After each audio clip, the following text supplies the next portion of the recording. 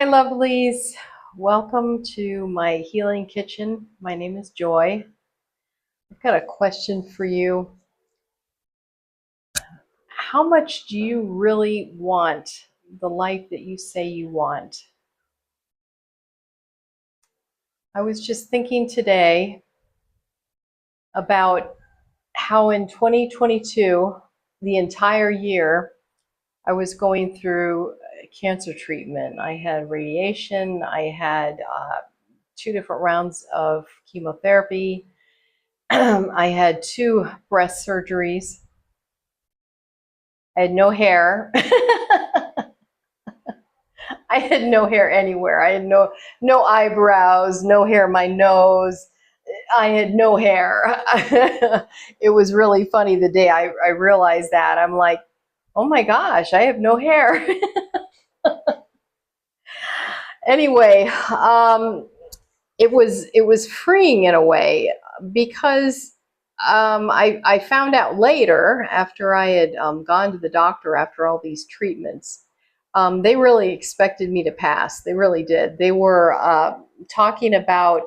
I remember at one point they were talking about hospice, and I was like, hospice, because I didn't feel like I was going to pass, even though they thought I was. So anyway, I the thing about it that was a blessing in a way is I started thinking about my current life. I was very unhappy, very unhappy, and it made me stressed out. I had realized that I had been in jobs that I did not want to be in. I could do them, but I didn't like them. I didn't like the type of work. I didn't like the interaction with my bosses. But I felt like I had to be in these kind of jobs. And that was secretarial for me anyway. Not anything bad about secretarial. It was just something that was not really something I was happy about. So I don't mean to put down secretaries. um, anyway, I knew I wanted a drastic change to my life.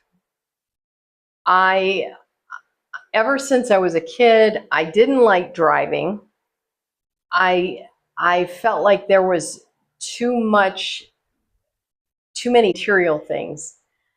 It felt bad. It felt almost like eating too much sugar, for me anyway. That was for me. I was in a relationship that I wasn't doing anything about to change or to walk away from. Uh, I didn't like the food that I was eating.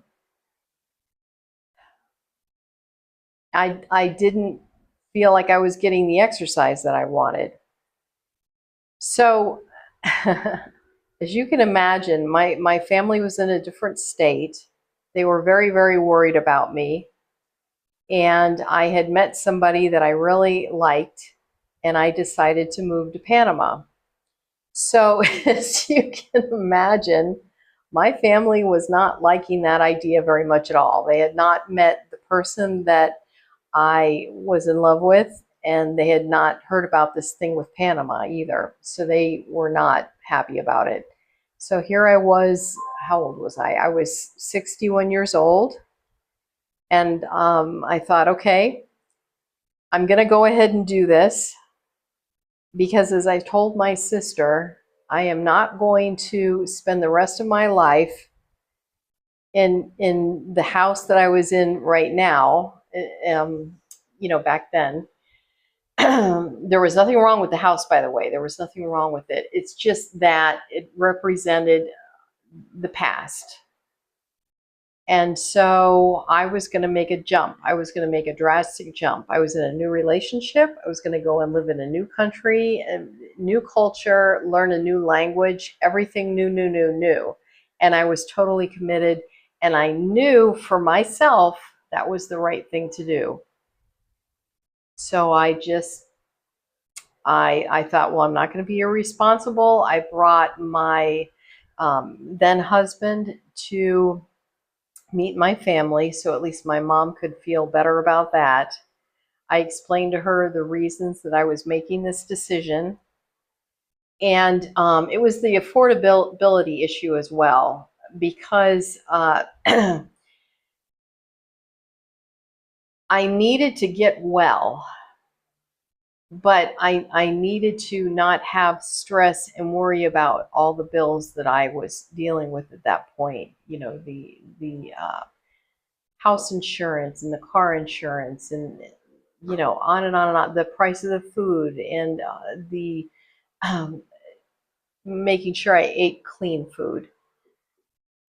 So I did move to Panama, and it was the best decision that I ever made. Now, I am not in any way saying that you need to move somewhere in order to make a change. What I'm saying is I needed to make a change, and this was right for me. Now, I also made sure I had a backup plan. So I had, after I had sold the house, I had a little extra money in case something would happen and I could decide to move back, move somewhere else, do something different. And I still have that backup plan. So I think that's important because that also takes away some stress. So that's what I would suggest, is if you're going to make any kind of a move, whether it's geographical, or just to a different house, or just to a different life, that you have a backup plan. You think about it. So I was responsible when I made this move, but I also decided that I was going to do this for myself. I felt like I had spent the first part of my life stressing myself out, doing things that I felt like everybody wanted me to do, to be in this responsible kind of job, to work in corporate jobs, and that was just not me. So, what I would invite you to do if you are unhappy is to think about your life and think about what would make you happy, and think about what changes that you could make at this point, and not be deterred by people who are upset with you because suddenly you're not going to be in their little box that they have of how you should be.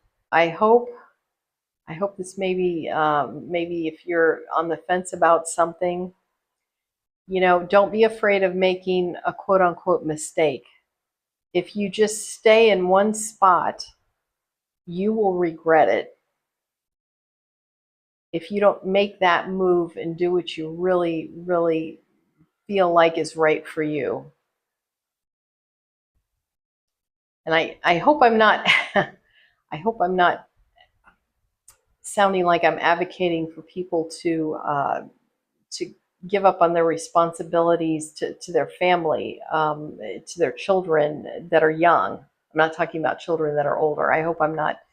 You're not thinking that I'm advocating for that, because I'm not. I'm saying if you are in a spot like I was, and very unhappy and needing to make a change, it's okay.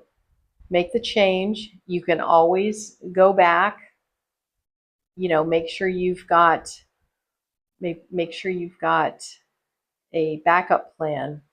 So lovelies, keep looking for all the beauty that's around you, and I love you.